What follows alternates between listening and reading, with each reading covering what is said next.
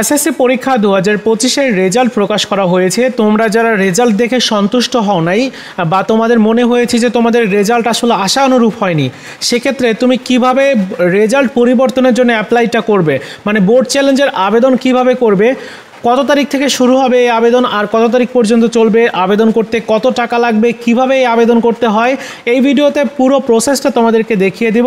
চলো শুরু করা যাক। তো বোর্ড চ্যালেঞ্জের যে নোটিশটা রয়েছে এখানে দেখতে পাচ্ছ যে আবেদন করার সময় হচ্ছে 11/7/2025, মানে আগামীকাল থেকে আবেদনটা শুরু হবে আর 17/7/2025 তারিখ পর্যন্ত এই আবেদন চলবে। এই সময়টার মধ্যে তোমরা কিন্তু চাইলে বোর্ড চ্যালেঞ্জ করতে পারো। এখানে বোর্ড চ্যালেঞ্জের নিয়ম দেওয়া আছে, আমরা একটু নিয়ম সম্পর্কে জানি।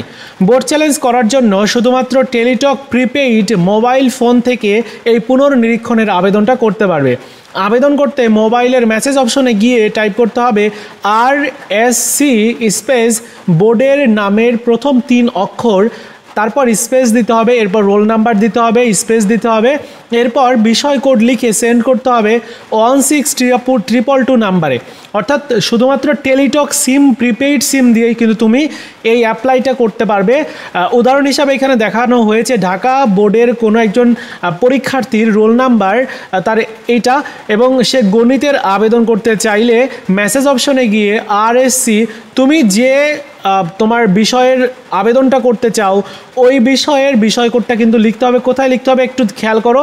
প্রথমে লিখতে হবে RSC স্পেস দিতে হবে, এরপর DHA ঢাকা, মানে যেহেতু ঢাকা বোর্ডের অ্যাপ্লাইটা করছে, অন্য বোর্ড যদি হতো তাহলে কি দিতে হতো বলো তো? যশোর বোর্ড যদি হতো তাহলে JES, যদি দিনাজপুর বোর্ড হতো তাহলে DIN, এরকম যদি রাজশাহী বোর্ড হতো তাহলে দিতে হতো RAJ, এরকম প্রথম তিনটা অক্ষর।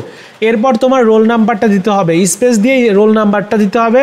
এরপর হচ্ছে বিষয় কোড, যে বিষয়ের তুমি সাবজেক্টের পুনর্নিরীক্ষণ করাতে চাচ্ছ ওই বিষয়টির কোড দিতে হবে।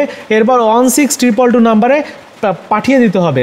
ফিরতি SMS-এ আবেদন বাবদ কত টাকা কেটে নেওয়া হবে তা জানিয়ে একটি পিন নাম্বার প্রদান করা হবে। এতে সম্মত থাকলে মেসেজ অপশনে গিয়ে আবারও তোমাকে লিখতে হবে RSC স্পেস ES স্পেস তারপর ওই পিন নাম্বারটা, যে পিন নাম্বারটা তোমাকে দেওয়া হবে ওই পিন নাম্বারটা, এরপর কন্ট্যাক্ট নাম্বার, অর্থাৎ তোমার নিজের একটা কন্ট্যাক্ট নাম্বার তুমি দিতে পারো।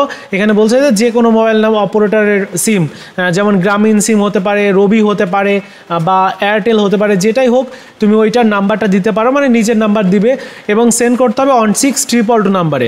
প্রথমে এই SMS-টা করতে হবে প্রথমে তোমার, তারপরে আরেকটা SMS করতে হবে এইটা। উল্লেখ্য যে পুনর্নিরীক্ষণের ক্ষেত্রে একই SMS-এর মাধ্যমে একাধিক বিষয়ের জন্য আবেদন করা যাবে। সেক্ষেত্রে কমা দিয়ে বিষয় কোডগুলো আলাদা আলাদাভাবে লিখতে হবে। তার মানে তোমাকে বলছে যে তুমি যদি একটা বিষয়ের পুনর্নিরীক্ষণ করাতে চাও তাহলে তোমার একটা বিষয় কোড দিতে হবে, আর যদি একের অধিক বিষয়ের পুনর্নিরীক্ষণ করাতে চাও তাহলে শুধু একটা SMS করেই তুমি একের অধিক বিষয়ের পুনর্নিরীক্ষণের অ্যাপ্লাইটা করতে পারো। যেমন বাংলা ইংরেজি এই দুইটা বিষয়ের জন্য আপনাকে টেলিটক প্রিপেইড মোবাইল সিমের মেসেজ অপশনে গিয়ে লিখতে হবে RSC স্পেস DHA, মানে ঢাকা বোর্ডেরটা করছে আর কি, সেই জন্য DHA দিচ্ছে, আর রোল নাম্বারটা দিতে হবে। তারপর তোমাকে ওই যে বিষয় কোডগুলো এভাবে কমা দিয়ে লিখতে হবে। তো এই হচ্ছে পুনর্নিরীক্ষণের অ্যাপ্লাই। এক্ষেত্রে প্রতিটা পত্রের জন্য, মানে প্রত্যেক সাবজেক্টের জন্য তোমার 150 টাকা করে কেটে নেওয়া হবে ফি। আশা করি একটা পত্রের জন্য কত টাকা ফি কেটে নেওয়া হবে সেটি তোমরা বুঝতে পারছো। সো তোমাদের পুনর্নিরীক্ষণের আবেদনটা শুরু হচ্ছে আগামীকাল থেকে আর 17 তারিখ পর্যন্ত চলবে। আবেদন ফিস হচ্ছে প্রতি পত্রের জন্য 150 টাকা মাত্র।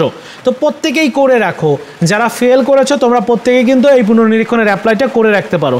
তো বন্ধুরা, এই ছিল মূলত পুনর্নিরীক্ষণের বিষয় নিয়ে বিস্তারিত তথ্য। ভিডিওটি ভালো লেগে থাকলে লাইকস, কমেন্টস এবং শেয়ার করে দিবে।